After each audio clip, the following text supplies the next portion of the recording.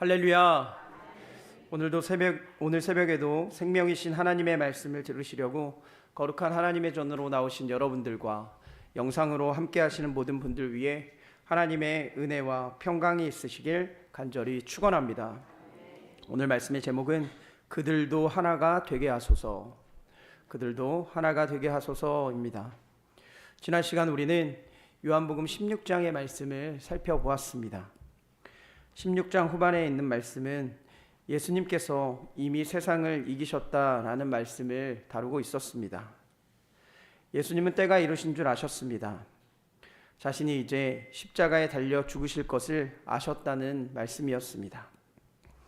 그래서 성령의 일들을 제자들에게 이야기하셨고, 또한 세상을 이길 수 있는 방법에 대해서도 예수님께서는 알려주시게 됩니다. 세상을 이길 수 있는 힘은 하나님이 함께 하심이었고, 또한 순종으로 세상을 이기시는 모습을 보여주신 것이 바로 예수님이셨습니다.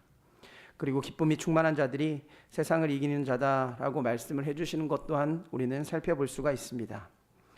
세상의 기준과는 다른 기준으로 세상을 이기신 예수님의 사역을 통해 우리에게 깊은 깨달음을 주셨던 것을 우리는 지난 시간 발견할 수가 있었습니다. 그리고 나서 오늘 17장의 말씀을 시작합니다. 예수님은 제자들에게 세상을 이기었다라는 말씀을 하고 나서 이제 제자들을 향한 기도를 하나님 아버지께 올려드리고 계셨습니다. 이 기도는 오직 제자들 그리고 다가올 믿는 그리스도인들을 향한 기도의 내용이었습니다.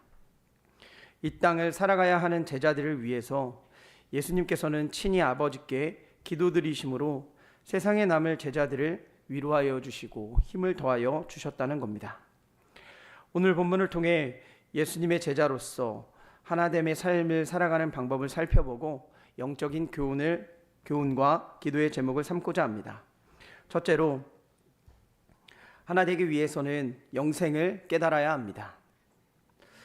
오늘 본문은 주님의 대제사장적 중보기도에 해당하는 본문입니다. 예수님께서는 특별히 제자들이 제자의 위치에 이르게 되는 방법에 대해서 알려주고 계셨습니다. 제자들과 다가올 그리스도인들에게 이렇게 해야 한다라는 권면의 말씀을 담고 있다는 겁니다. 그중 예수님은 제자들에게 이제 이 땅을 떠나고 다시 너희들이 혼자가 되어도 그들이 이 땅에 남아서 해야 될 일이 있는데 그것이 바로 하나가 되는 삶을 살아야 된다라고 말씀을 하고 있었습니다. 세상을 살아가는 데 있어 이제 많은 사람들이 제자들을 핍박하고 박해하겠지만 그래도 너희들이 하나가 되어서 내가 그랬던 것처럼 세상 가운데 예수 그리스도의 삶을 살아야 한다라고 말씀을 전파하고 계신 겁니다. 그러면서 이렇게 말씀합니다. 2절 말씀입니다.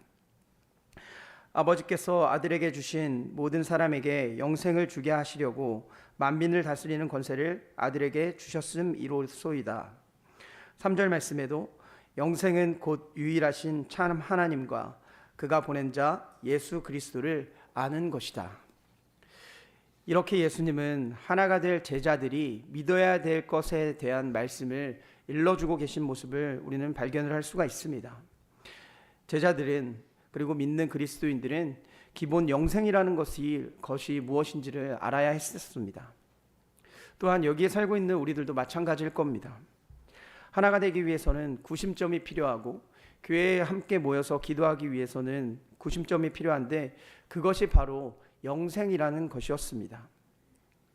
이 영생을 정의하길 참 하나님이 누구인지 알아야 한다라는 것이었습니다. 그리고 하나님이 보내신 예수 그리스도가 누구인지 정확하게 인지하고 깨달아야 한다는 겁니다. 알고 깨달아야 한다는 말씀을 기록하고 있는데 하나님은 사랑의 하나님이시다라고 성경에서는 기록을 하고 있습니다. 요한복음 3장 16절 말씀엔 이렇게 말씀합니다. 하나님이 세상을 이처럼 사랑하사 독생자를 주셨으니 이는 저를 믿는 자마다 멸망치 않고 영생을 얻게 하려 하심이라. 하나님은 창세기 22장의 아브라함의 믿음을 나타내고 그것과 같이 독자 예수를 사랑하는 아들을 이 땅에 보내주셨다라고 말씀을 하십니다. 이것을 믿는 것이 영생이다라고 말씀을 하십니다. 사실 생각해보면 사랑하는 아들을 내어 죽게 또한 이 세상에 내버려둘 부모가 어디 있겠습니까? 자신의 육신의 아들, 딸을 주님께 드리는 것도 힘든 것인데 대신 죄를 지는 대속제물로 이 땅 가운데 예수 그리스도 자신의 독자를 보내신 분이 바로 하나님이시라는 겁니다. 죄 많은 우리를 얼마나 사랑하시면 하나님께서 이런 결정을 하셨겠습니까? 하나님은 그래서 사랑의 하나님이셨다라고 정의합니다. 그리고 또한 오늘 본문에서는 예수님을 알아야 한다라고 말씀을 하고 있는데 과연 이 예수님은 어떤 분이시겠습니까? 하나님의 아들이십니다. 창조주이시고 이 세상의 주권을 가지고 계신 분의 아들이셨다라는 것입니다. 죄송합니다. 그런 그가 이 땅에 친히 내려오셨다라고 성경은 기록합니다. 심판을 면하게 하기 위해서 이 땅 가운데 육신의 몸을 입고 내려오신 분이 바로 예수님이셨다라고 기록을 합니다. 마태복음 1장 18절에서 25절의 말씀을 보면 예수님의 나심을 설명하고 있습니다. 성령으로 잉태되신 분이시며 주의 사자가 부모에게 현명하여 예수님에 대해서 말하기를 이렇게 말합니다. 마태복음 1장 21절 말씀입니다. 아들을 낳으리니 이름을 예수라 하라. 이는 그가 자기 백성을 그들의 죄에서 구원할 자이심이다 하니라. 예수님은 이 땅에 오신 것이 심판을 하러 오신 분이 아니라 우리를 구원하기 위하여 영생을 주러 이 땅에 하나님의 권세를 가지고 오신 분이다 라고 성경은 기록을 하고 있습니다. 사랑하는 여러분, 이 사순절의 절기를 살아가는 우리들에게 가장 필요한 것이 무엇이겠습니까? 제자들과 같은 영생의 확신일 것입니다. 그런데 우리는 그 영생의 정의를 알아야 한다는 겁니다. 하나님께서는 이 세상에 있는 많고 많은 죄인들을 사랑하신다는 겁니다.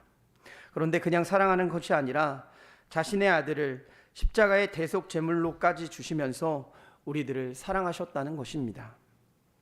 이것이 너무나 감격적입니다. 그렇게 해서 이 땅에 오신 분이 바로 예수 그리스도이셨습니다. 구원을 하려고 죄 가운데 있는 우리를 살려주시기 위해서 영원한 하나님의 나라의 백성을 삼아 주시려고 이 땅 가운데 오셨다는 겁니다. 그렇기 때문에 우리는 이 감격을 믿음으로 고백하고 살아야 합니다. 영생 가운데 거하며 살아야 한다는 것입니다. 그런데 우리만 아는 것이 아니라 이것을 삶으로 전해서 아직 믿지 못하는 사람들에게도 전파되어야 한다는 것입니다. 오늘 하루를 살아가시면서도 주님의 자녀로서 영생의 확신을 가지고 살아가실 수 있는 주님의 자녀들이 되시길 간절히 축원합니다. 두 번째는 하나 되기 위하여서는 말씀을 받고 깨닫는 자들이 되어야 됩니다.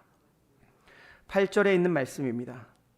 나는 아버지께서 내게 주신 말씀들을 그들에게 주었사오며 그들은 이것을 받고 내가 아버지께로부터 나온 줄을 참으로 아오며 아버지께서 나를 보내신 줄도 믿었사옵나이다.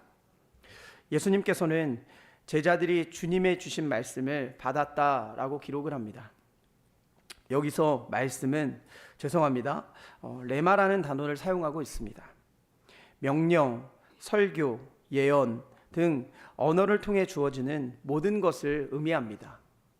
구약 성서에서는 언약, 여호와의 말씀, 계명이라는 뜻의 다바르라는 단어가 이 말이 대신 사용되었었습니다. 그 말씀을 받았다라고 오늘 본문은 기록을 합니다. 이 받는다는 것은 영접하다, 줍다, 가지다라는 의미를 가지고 있습니다. 이는 하나님께서 주신 생명의 언약과 계명, 예언 등을 귀한 보물로 움켜쥐듯이 잡아내는 것으로 삼았다라는 것을 의미하는 것입니다. 바울은 디모데에게 디모데후서 3장 15절에 이렇게 말씀했습니다.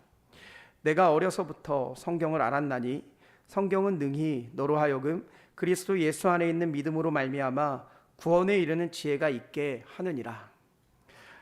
또한 로마서 말씀을 통해서 로마 교인들에게는 10장 17절 말씀에 이렇게 말씀합니다. 믿음은 들음에서 나며 들음은 그리스도의 말씀으로 말미암느니라.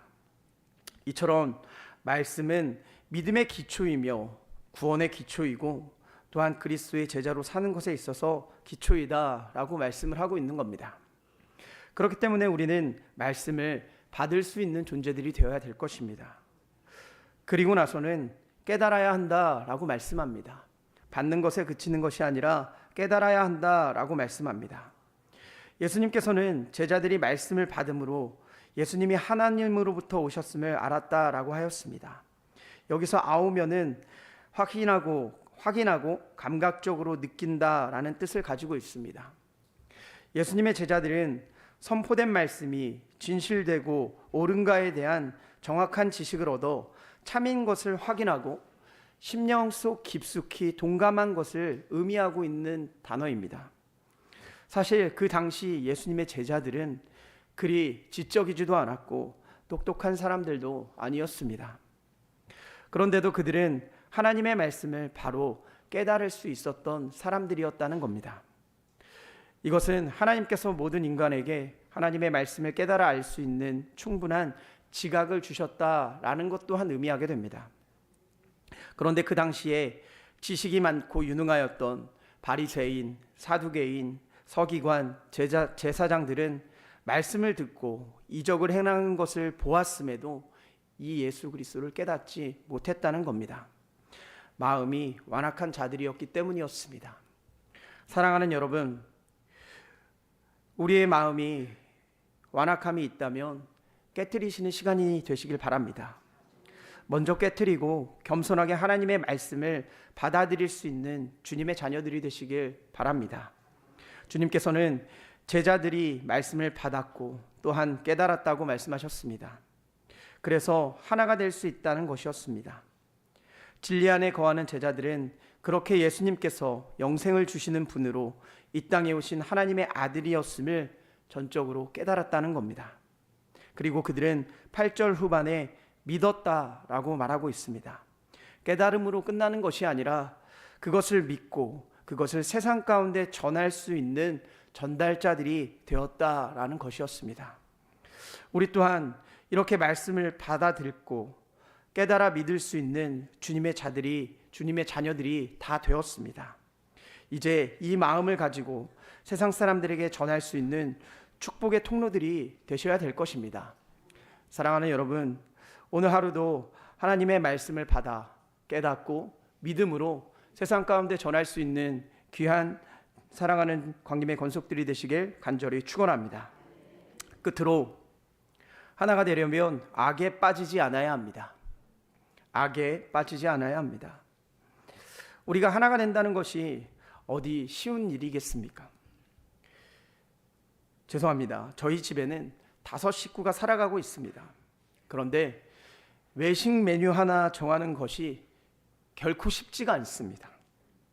통일이 되지 않는다는 겁니다. 누구는 통닭이 먹고 싶고 누구는 짜장면이 먹고 싶고, 이렇게 통일이 되는 것은, 하나가 되는 것은 굉장히 쉽지가 않습니다. 하물며 피가 섞이지 않는 이 땅 가운데 살아가고 있던 제자들, 그리고 또한 믿는 우리 교인들이 하나가 되는 것이 얼마나 어렵겠습니까? 아마 그 중에 유다처럼 누구 하나가 배반을 하게 될지도 모른다는 생각을 제자들이 할지도 모르겠습니다. 그렇게 되면 그들에게는 더 많은 희생이 필요하게 되는 것입니다. 그래서 예수님은 제자들을 위해 중보하시며 악에 빠지지 않게 해주시기를 기도했습니다. 예수님이 제자들을 위해 육신의 건강이나 부귀영화를 위해서 기도하셨던 것이 아니셨습니다. 그들로 하여금 범죄치 않도록 중보해 주셨다는 것입니다. 크리소스톰이라는 사람은 이렇게 이야기합니다. 주님을 위해 감옥에 갇히는 것이나 죽는 것은 두려워하지 않고 오히려 범죄하게 될 것만을 두려워했다라고 말합니다. 실로 죄는 죽음보다 무서워해야 할 것입니다. 왜냐하면 야고보서 1장 15절 말씀에 이렇게 기록하고 있기 때문입니다. 욕심이 잉태한즉 죄를 낳고 죄가 장성한즉 사망을 낳는다라는 말씀입니다. 죄가 사람의 마음속에 들어오면 그 사람은 죄에 삼켜지기 때문이 그렇습니다. 그래서 예수님도 공생애를 시작하시며 마태복음 6장 13절 말씀에 이렇게 말씀하셨습니다. 다만 악에서 구하옵소서, 다만 악에서 구하옵소서라고 기도하신 예수님의 모습을 살펴볼 수가 있습니다. 사랑하는 여러분, 예수님은 이제 이 땅을 떠날 채비를 하시며 하나님께 기도를 드리시면서 제자들을 향해 이렇게 기도하셨습니다. 악에 빠지지 않게 해달라라는 기도였습니다. 세상에서 제자들이 살아갈 수 있는 방법, 하나가 될 수 있는 방법이 바로 악을 멀리하고 오직 말씀으로 사는 것이기 때문이었습니다. 여기에 있는 우리의 삶도 마찬가지입니다. 우리는 이 악, 죄를 멀리해야 하는 존재들입니다. 그래야 영생에 이를 수 있는 믿음으로 살아갈 수 있기 때문입니다. 우리는 그래서 깨어 기도해야 하는 것입니다. 죄가 내 안에 사로잡을 수 없게 계속해서 쉬지 말고 기도해야 한다는 것입니다. 데살로니가전서 5장 17절 말씀은 쉬지 말고 기도하라 라고 말씀합니다. 이것이 하나님의 뜻이고 또한 주님이 우리에게 주신 명령이기 때문입니다. 오늘 하루도 살아가시면서 기도로 무장하여 악을 이겨내며 살아가시는 사랑하는 광림의 권속들이 되시길 간절히 축원합니다. 기도하겠습니다.